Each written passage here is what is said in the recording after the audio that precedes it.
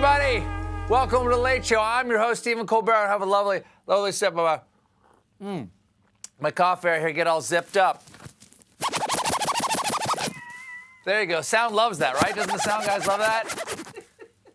Just want to point out, anybody who happens to see me walking down the street one day, this is what I wore to work today. That's how long we've been riding today. Because we were shocked, right? We did not know how interesting this day was going to be, in that it was far less boring than we thought. Because here we go again. Because it's day one of the second impeachment of the 45th president. I got that real feeling of deja vu. I'll tell you all about it in my unfortunately necessary segment, Don and the Giant Impeach 2. Go fast. We're furious. Here I am, a big, fat, dumb bastard.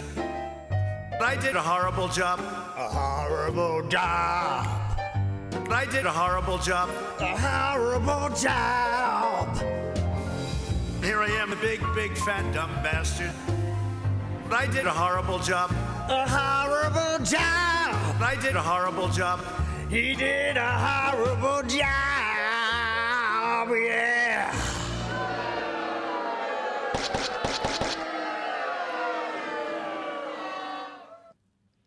I smell a hit. It's 1 year and 4 days since we finished up the last impeachment trial of the same president, February of 2020. Oh, we were so young then. I long for a simpler time when people hiding from Nazis and not leaving their house for months were just the plots of Jojo Rabbit and Parasite. In the lead up to the trial, Republicans were grasping at straws to justify their opposition to impeachment. Take RNC chair and woman pretending to think, Ronna McDaniel. Yesterday, McDaniel tweeted, Biden should heed Lincoln's words by urging Democrats in the Senate to abandon their political game of impeachment. Not sure you want to bring Lincoln into this one, Ronna. He was never a huge fan of your flag. But the dumbest GOP argument against impeachment might have come from Wisconsin Senator Ron Johnson, seen here after being reminded to breathe. On Sunday, Johnson said impeachment might be a sinister distraction by Nancy Pelosi. You have to kind of ask the question, what is this impeachment all about? We now know that 45 Republican senators believe it's unconstitutional. Is this another diversionary operation? Is this meant to deflect away from potentially what the speaker knew and when she knew it? I don't know, but I'm suspicious. Of course. It all makes sense now. Pelosi did everything she could to get Biden elected, knowing full well that the former president would foment lies about how it was rigged, culminating in a violent insurrection howling for her blood in the temple of American democracy, all so she could have her podium moved for free. Oh, you win this time, Nancy. Today was billed as dry legal arguments over the wording of impeachment in the Constitution, and the senators set aside 4 hours to debate this issue. If your constitutional argument lasts longer than 4 hours, try having sex. It's way more fun. But the prosecutors went straight for the heart with a devastating video proving the president's rally and the riot at the Capitol were one and the same thing. I would play it for you, but it is very hard to watch. You would need a box of Kleenex, if not a poncho, perhaps even a diaper. It was especially hard to watch for the cowards in the Senate, like Florida Senator Rick Scott, who studied papers in his lap, taking only the tiniest glimpses at the screen to his right, and Arkansas Senator Tom Cotton, who also focused on papers in front of him instead of the images depicting the insurrection at the Capitol. And Marco Rubio did the same, and Rand Paul, who, instead of watching, looked down at the pad of lined paper in his lap where he had already begun doodling with a pencil. You know what they say, gentlemen? See no evil, hear no evil, makes you seem really evil. And I wonder what Rand Paul was doodling instead of looking at the video. Maybe a game of hangman? Jimmy, let's see how close he got. Let's see here. Mike Ents.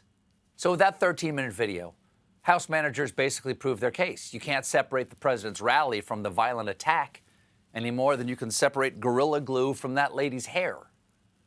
Today, 44 Republican senators voted that the trial was unconstitutional because they don't want to have this trial. Well, tough nuts. The country's like a bar. The last president puked in the bathroom. Somebody's got to clean it up or we can't use the bathroom anymore. Oh, and you're the ones who decided to be a busboy, so grab a mop and do your job. But if you can't find a mop, use Rand Paul's hair. House Manager Jamie Raskin spoke about how dangerous it would be for the country if the Senate couldn't try former presidents. Their argument is that if you commit an impeachable offense in your last few weeks in office, you do it with constitutional impunity. You get away with it. This would create a brand new January exception to the Constitution of the United States of America. A January exception.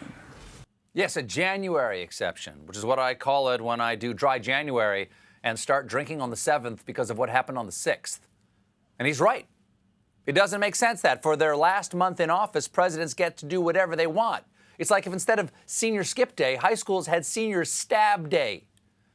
Maybe the president's lawyers are right. Maybe the founding fathers did want presidents to get away with anything in the last part of their term. That's why they call it the lame duck, because there's no more dangerous animal than a cornered duck. Oh, they'll peck your shins like they were crusty baguettes.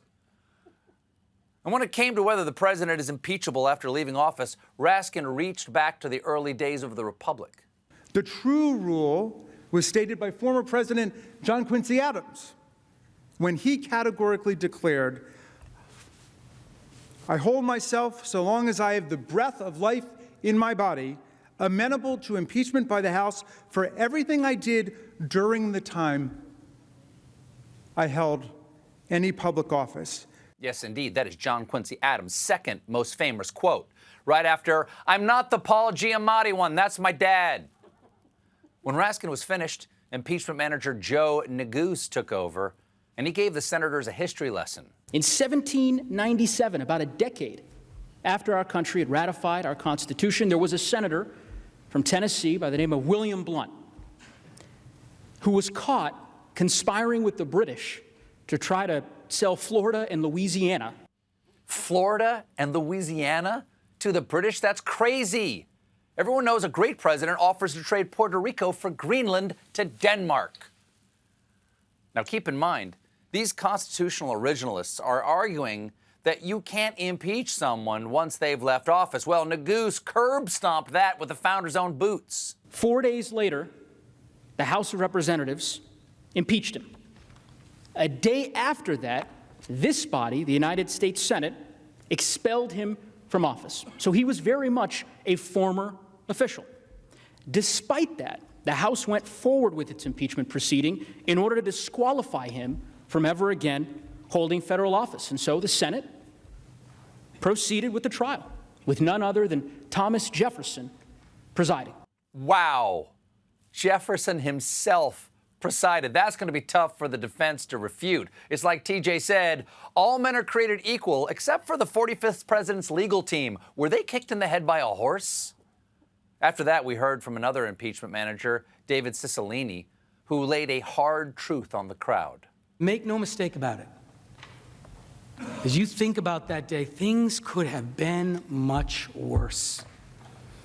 As one senator said, they could have killed all of us. That is chilling. I'm looking forward to the defense's rebuttal. Okay, I suppose they could have killed all of us, but they really only wanted to kill you guys. So motion to dismiss? Anyone? No? After a short recess, it was time for Bruce Castor, the president's lawyer, to argue on the former president's behalf. My name is Bruce Castor.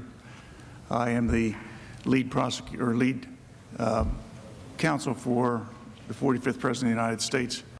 I am the lead prosecutor, the defense, here to prove the president is guilty. Sorry, innocent, should have been sent to jail. Sorry to Mar-a-Lago. Wow, I guess Freud's mom's got my penis. I mean, cat's tongue. Cat's tongue. But I'm not sure which side Castor thought he was on, given how impressed he was by the House manager's case. Before I begin, I want to comment on the outstanding presentation from our opponents. I'll be quite frank with you. We changed what we were going to do on account that we thought that the House manager's presentation was well done. And when it turned out that the other guys were prepared, we called an audible and decided to be prepared ourselves. And you all can imagine how hard of a decision that was for us, since we are, again, completely unprepared. But I'll give Castor this. The man can talk and talk and talk. My name is Bruce Castor. I am the lead prosecutor, or lead counsel for the 45th President of the United States. I was an assistant DA for such a long time. Senators of the United States, they're not ordinary people.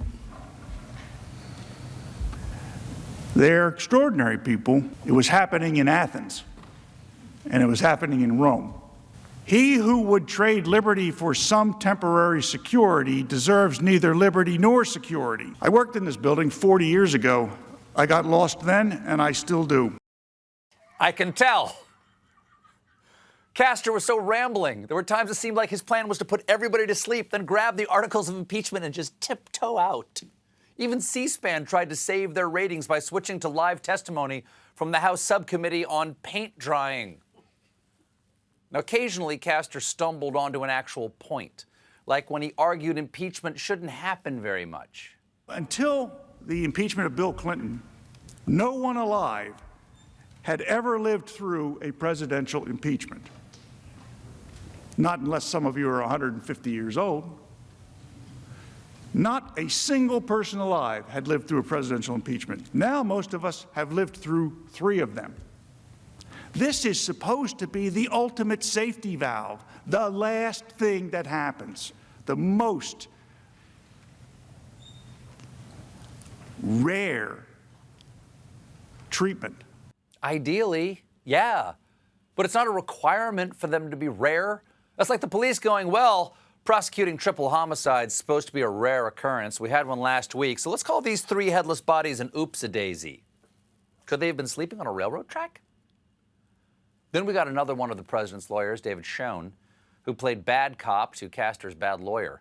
And somehow, after being literally attacked by a mob, Schoen argued that the real threat to the Senate was the impeachment hearing itself. I can promise you that if these proceedings go forward, everyone will look bad. Well, that's why we opened with you clowns. It makes everyone else look good by comparison. Schoen tried to defend his client by playing a montage of Democrats saying they wanted to impeach as far back as 2017. Dave, that's not the knockout punch you think it is. Your Honor, my client did not burn down that school. I presented the court 3 years of 911 calls saying that he's an arsonist. Schoen seemed aware that he was going on for a long time. I know this is a lot to listen to at once, a lot of words, but words are what make our Constitution, quite frankly. Really? Words? You did go to law school. Our Constitution's made of words. Weird words where the S's look like F's and capital letters have weird frilly curls on the end and the paper's yellow and cracked for some reason. It's a scary document. There's a treasure map on the back. The defense rests. We've got a great show for you tonight. My guest is John Oliver. Stick around.